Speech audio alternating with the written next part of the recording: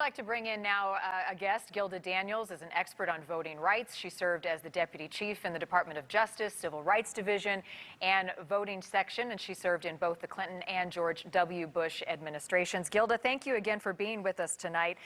Let's talk about both sides. We've heard in the days prior to today that each side was going to be lawyering up in preparation for the results tonight and also the results in the coming days. What legal challenges should folks at home be preparing for as we watch these numbers unfold? Well, there are going to be legal challenges around counting vote-by-mail ballots. There is a hearing tomorrow morning in regards to the U.S. Postal Service and the fact that it did not clear. They were in about 15 states. They were supposed to disclose. They're supposed to look at about more than 300,000 ballots that could not be traced. So there's a hearing tomorrow morning in that case that involves vote-by-mail ballots in about 15 states. And I think people are certainly gearing up to bring litigation in Pennsylvania and how those votes will be counted because they have a longer time period for certainly receiving and counting ballots. How do you think the vote and the tally has gone thus far?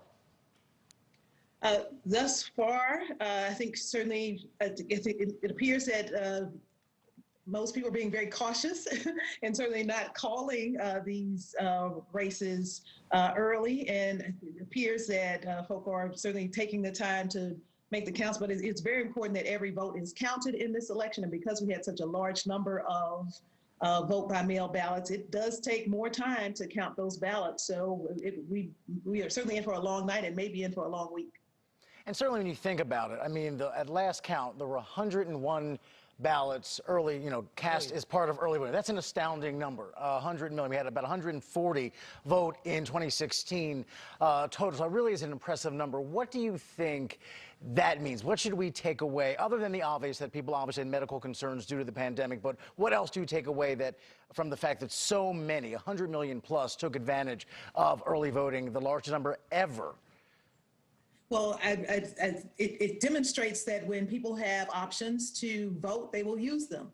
And I think we need to ensure that people can continue to use no excuse absentee balloting, as well as extending early voting as a means of casting ballots. So if we need to continue to expand opportunities for people to cast ballots, because we're certainly seeing demonstrated here that people want to participate, and when we give them more options to participate, they will.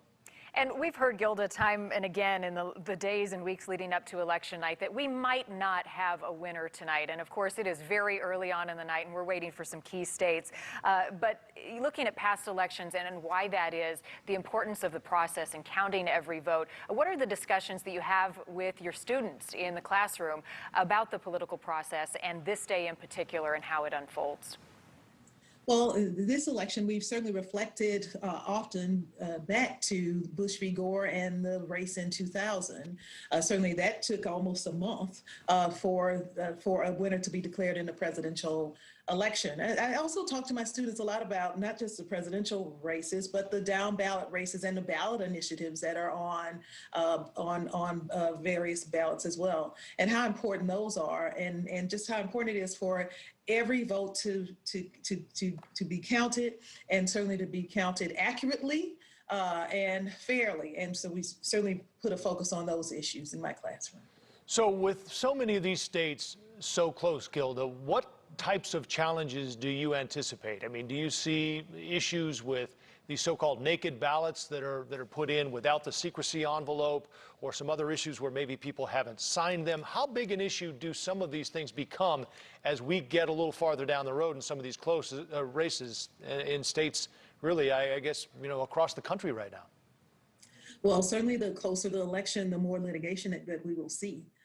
So certainly if the elections are within the margin of error, I think we can anticipate that there will be litigation, and that people will be watching closely to see how votes are counted, and trying also to determine what ballots can be discarded. The Republican Party had a number of lawsuits that was kind of preemptive and trying to ensure that certain votes would not be counted And we also have issues in regards to the cure period for these mail-in ballots. There is a period for voters to correct problems so that their ballots won't be rejected. So we'll have to wait and see what percentage or how many of these votes, particularly in these close elections, giving time for the cure period to occur. In Florida right now, that's 2 days. So there you could certainly may not have a winner for another 2 days in Florida if the vote is close, because we have to again count every vote and give people an opportunity to certainly correct any flaws in their vote by mail ballots. Simple things like maybe they didn't sign the back, and maybe there's a signature mismatch, and that can be corrected and that vote can be counted. Gilda, a basic question here, but just in terms of litigation, potential litigation in the days to come, weeks to come, who handles that? Is that a state issue? At what point does something rise to the surface that it would reach the Supreme Court when it comes to tallying votes and some of these issues that you're talking about? Well, we saw with an example is certainly the litigation in Texas around the 127,000 curbside votes. That case started in state court, and there was a decision by the Texas Supreme Court. And that decision, they had an appeal to another case that was filed in the federal district court, and those cases can go all the way up to the Supreme Court. So it depends on where these cases are filed, certainly in regards and what the claims might be.